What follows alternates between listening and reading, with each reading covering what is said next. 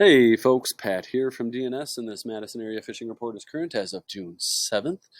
Well, it's been a really busy morning here at the shop, and we got a lot of stuff to talk about, so hopefully we can get through all this. Couple tournaments in town this weekend. Professional Muskie Tournament Trail is in town. Of course, that's a national organization. They got a big tournament here this weekend in Madison, $25,000 first place prize. Folks come from all over the country for these things, so it's kind of a big deal. They're going to be on lakes Wabisa, or Monona, Wabisa, and Kegonsa, kind of the musky lakes here in town, on Saturday and Sunday this weekend. So you might notice a few more muskie anglers out there. And this is, of course, a lot of people coming in from out of town. I want to welcome them. I know a lot of local anglers also fish this tournament, so good luck to everyone out there. The Wisconsin Alliance of Bass Tournament Anglers is also hosting an event on June 9th, so that's Sunday on Mendota. So that's a state tournament, statewide kind of tournament, and they're going to be launching out of Governor Nelson State Park. So you might see a few more bass anglers out there, more than normal, but I do want to wish all those folks good luck as well. Just a quick plug here for a kind of a cool opportunity. This group, Line Workers, is mostly focused on getting younger people into fly fishing, but one of their instructors, Kaylin Hoggard, aka the Carp Whisperer, is hosting a free event on July 6th at the Deer Creek Sportsman and Conservation Club. That's down there by Mount Vernon from 3 to 5 p.m. on July 6th.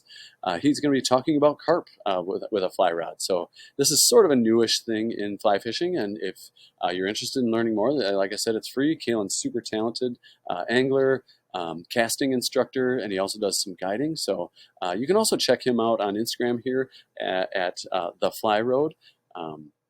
Contact him if you want to learn more about casting a fly rod. And I would say, especially if you're already an experienced caster and you want to learn more, I was hanging out with him at a Trout Unlimited event a couple months ago here, and man, I can put out some line. I've been casting a long time, but this guy, holy smokes, he can put out some line. And he gave me just a couple quick tips, really improved my casting. Just random little tips. So yeah, super talented. Give him a look at the Fly Road on Instagram if you want to improve your casting. I also the Yahara Fishing Club had their kids fishing day. A lot of rain they had that day. It rained most of the morning, but folks still made it out. I think they said they gave away close to 200 rods to kids, so that's great. And we're really happy to help sponsor this event by providing bait. Just proud of these guys for hosting just a great event, and introducing kids to fishing. Fishing is obviously important, so thanks again to them for doing that.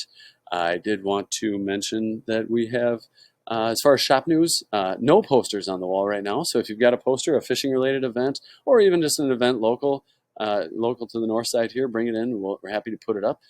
With the warmer weather coming, I did want to remind folks that we have shop coolers, bait cooler systems here. So it's just a little cooler. It comes with a frozen freezer pack, and this is very important for keeping your worms cool with this warm weather coming up, especially crawlers. I mean, you leave those out in the sun, they'll be dead in 10 minutes. So yeah, get yourself a bait cooler. We got them here just $12.99, and it includes the frozen ice pack there. So I think that does it for announcements. So we can move on to the report. Weather lately has been warmer this last week with some more rain on Tuesday and Wednesday, but outside of a little chance of rain on Saturday, the weekend looks beautiful. Looks like a little bit of a warm up into next week, but some good temperatures and good conditions to be out fishing. The Mendota buoy is reading 67 degrees on the surface, so you can pretty much, as you go down the chain, just add a degree or two. That's up here in Mendota, so you can go add a degree or two as you work your way down the chain, and that should be pretty close to what the temperatures are going to be out there. Generally around the chain, fish are starting to settle into their summer patterns. Problem is the weeds are also ramping things up for the summer. And between the floating weeds, algae blooms, and the slimy filamentous algae that messes up your hooks, fishing can be difficult or frustrating in spots, especially depending on the wind. The summer algae blooms have been popping up in spots. For example, I was over here on Warner Bay on Sunday, checking it out, and it was just a slimy green mess. A little rain come through Sunday night, went back on Monday, and it was looking great. So they pop up and go down, and you never really know where they're going to be. If you are curious about it, the Dane County Public Health does have on there, you just type in Dane County Beach Quality Report, and this should come right up. But they have these conditions for all the lakes around Dane County, where you can click on different lakes. Now, all of these aren't because of algae. Troll Beach in Stoughton, for example, opens tomorrow, I guess. But you click on Schluter here, and yeah, they're closed because of bacteria and algae. So that'll give you at least a general idea where you might want to avoid. But yeah, like I said, these things pop up and down. can make fishing frustrating. But again, that being said, fishing has been great around the chain. Last Saturday, my son and I got into some gills wading on Lake Monona with fly rods. Pink squirrels was the hot fly for us. Otherwise, a small ice fishing jig tipped with a piece of redworm, spike, waxworm are all very effective. And you can find gills pretty much all over the chain right now on beds in 2 to 15 feet of water. Generally speaking, your bigger fish like to spawn in a little deeper water, but they are spawning all across the chain. And I do want to just take one more time to encourage people to not keep fish off beds, especially your big male bluegills, because we need those fish to protect the beds, make sure those fry hatch, and can move on and keep the strong fishery we have going on here. Otherwise, around the chain, crappies are generally being found out a little bit deeper in that 10 to 15 feet of water and on weed edges, but I've heard about some fish suspended at those depths over deeper water as well, like at the wall, for instance. The crappie minnow or a crappie-shaped plastic on a small jig under a bobber is a pretty safe bet for those fish. Bass are done spawning now, and they have their post-spawn feedback on for largemouth. Lots of things work well, but this time of year, with the weeds coming up, a weedless rig plastic, swim jigs are all good options. But topwater action has also been heating up too on the smallmouth side of things. They can still be found shallow, but many fish are starting to move out to rocky shoreline breaks in 10 to 15 feet of water these days. Catfish action also remains good here on the north side, but seems to be winding down maybe just a little bit. Cut bait's a good option, but crawlers seem to be a little more effective lately. Walleyes are moving deeper as the water warms, and I've heard about some fish coming out of deeper water, as deep as 25 feet during the day. Where a little more subtle presentation, like a leech or a fathead under a jig or a bobber, is a good idea, although folks do get plenty of fish trolling crankbaits and crawler harnesses. But when the fish move up shallow at night to feed, jerkbaits and swim baits are great options for walleyes. I wish I had some hot tips for the muskie folks in town for the PMTT this weekend, but June is typically really when the muskie bite really starts to get going here in Madison. I definitely am hearing about a few muskies here and there on Monona and Wabisa. I haven't heard about any giants myself, but they're out there for sure.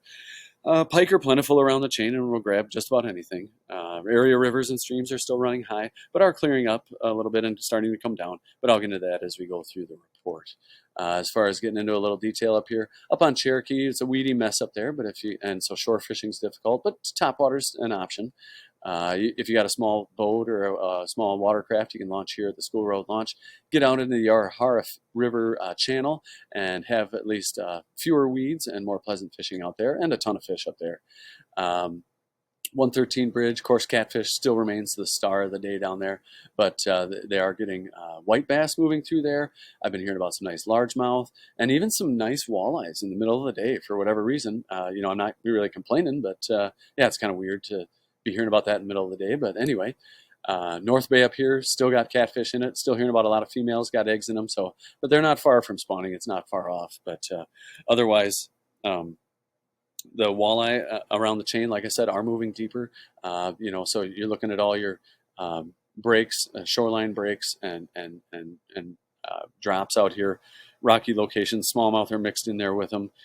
Governor's Island, Maple Bluff. I haven't heard about fish out on the main bars yet. Brearley, Dunn's, Second Point, all those. Haven't heard about fish out there yet, but that doesn't mean they're not out there. Most people are focusing on shoreline breaks right now. Down along the University shoreline's good. Picnic Point, Second Point, Fox Bluff. You take your pick. You'll likely find walleyes and probably some smallmouth mixed in with them. Otherwise, largemouth are plentiful, but generally shallow, and that's where they remain most of the year. Pike are out there pretty much everywhere, snapping off everybody's jigs. People telling me that I'm planting pike out there, so people got to come in and buy more lures. But of course, no, I mean that's a joke. But seriously though, there's a lot of pike out there. And yeah, I guess not sure. Oh yeah, Tenny Park, over to the break wall over here. Nice mixed bag of fish. I hear about everything from gar to, or wait, that's not Tenny. Down here, there we go, Tenny. Hear about everything from gar to smallmouth, walleye, everything in there. So never really know what you'll get there. And in the river below, the locks, they've been getting some nice bluegills, some nice walleyes, white bass, occasional muskie coming through there. Tenny Park Lagoon, a lot of smaller fish, but great place to keep a kid busy. Where the Yahar dumps out into the Monona, a great place, a nice mixed bag of fish in there. You can find walleyes, bass, pike, muskies, anything stacked up there. Otherwise, as far as fishing goes around Monona, kind of the same deal as everywhere else on the chain. You're going to find bluegills up shallow spawning as deep as 10 to 15 feet of water. Got bass also shallow, largemouth shallow, smallmouth starting to move off into deeper water. I haven't heard a lot about muskie, like I said. There's plenty of pike around. Hearing about a few walleye being picked up at the Monona Terrace in the evenings. Also, the crappie bite over there has been good, mostly in the afternoon, and they're starting to, even some bluegills milling about over there. Down on Monona Bay, great panfish bite in there, lots of fish spawning in there. Over to Lake Wingra, lots of small panfish in there. Of course, muskies in there. This lake is closed to that PMTT tournament this weekend, so and they don't allow boats out or motors out there, so you can get out there and chase some muskies. Those fish tend to run a little bit on the smaller side, but there's some giants in there for sure, and a good largemouth population in there. Otherwise, over on Monona, down in Turville Bay, should be some fish spawning down there. I know for a fact I was fishing over in Squaw Bay or Weechowuk Bay, where there's definitely some fish spawning over there. And the only problem, we had trouble finding fish on Monona where we could find clean water. There's a lot of algae blooms going on. Down to Lattice Park, some great panfish action down there, as is the dredge hole in Upper Mud. Again, redworms on a small jig, spike, waxy for bluegills, small minnow or minnow-shaped plastic for crappies, and then largemouth bass in the flats out here around Upper Mud. Those fish are mostly done spawning and hungry. Again, north end of Wabisa, great bluegill habitat up here. Lake Farm, I've been hearing about fish out from the Green Lantern out here. Again, this muskie tournament this weekend could make the Green Lantern over here a little crowded. Bluegills down in the South Bay. Heard about a few walleyes from trollers coming out of Babcock and Bible Camp, but they are definitely a little slower this year, it sounds like. There have been some crappies also being caught in that area as well, in the 10 to 15 feet of water and on weed lines. Down at Kegonsa, again, I don't hear a ton of reports out of there, but I am hearing about some panfish up on the north end of the lake and Fish Camp County Park, and on weed lines on other parts of the lake, and a little bit of walleye action out from the state park. And I can't get back to my screen, so we'll do this, because hopefully we can do that. Pause it. All right, and we're back here. So yeah, that pretty much does it for the chain. Down on the Rock River is running super high right now. I guess it is coming down a little bit, but not very good conditions for fishing on the river. I haven't heard much out of Kashkonong either, so I guess we'll just kind of slide past that for this weekend or this week's report. Beaver Dam's still got some eater catfish up there. I still see reports and hear from guys that head up there. Great eater catfish bite and bluegills on beds over there. I've been hearing about some good trout action up in Devil's Lake, so folks from shore are getting them. I haven't heard about them suspended yet out over the deeper water, but that'll come as that water warms. Wisconsin River also super high right now, so yeah, I actually might want to stay off it. Floating debris and stuff out there can make things sketchy. They are getting fish at the Prairie du Sac Dam though. I've sell bait to a few folks, still getting some white bass in there. So if you want to go up and chase that, if you can get in there. Some good opportunities, at least for white bass. Lake Wisconsin, haven't heard a lot out of here. The walleyes are out in a little bit deeper water, moving out of the shallow water and getting in where they're comfortable in a little deeper water, especially during the day, shallow at night. Panfish action on some of the bays, Moon Valley over here, or the Grade. I've been hearing about some fish over there. So yeah, that's always an option. But again, the river itself is running very high right now. It is coming down, and if we can get a dry spell, she'll return to fishable levels. But same thing all the way up the river. Wisconsin Dells Dam, everything's running high. Castle Rock, Petenwell. Haven't heard too much out of there. I guess I have heard that they're getting some walleyes on breaks, not on any like mid-lake humps yet, but they are getting fish on breaks just similar to here. And it's going to be like that on all your flowages. Mississippi River also running high. But same time the Wisconsin River, with this high river, high water, a lot of times fish will come out of the river and go into some of the backwaters where it's a little more protected. So that's an option. I heard folks are doing well in those areas. Over to Milwaukee, we've got the Milwaukee River is also super high.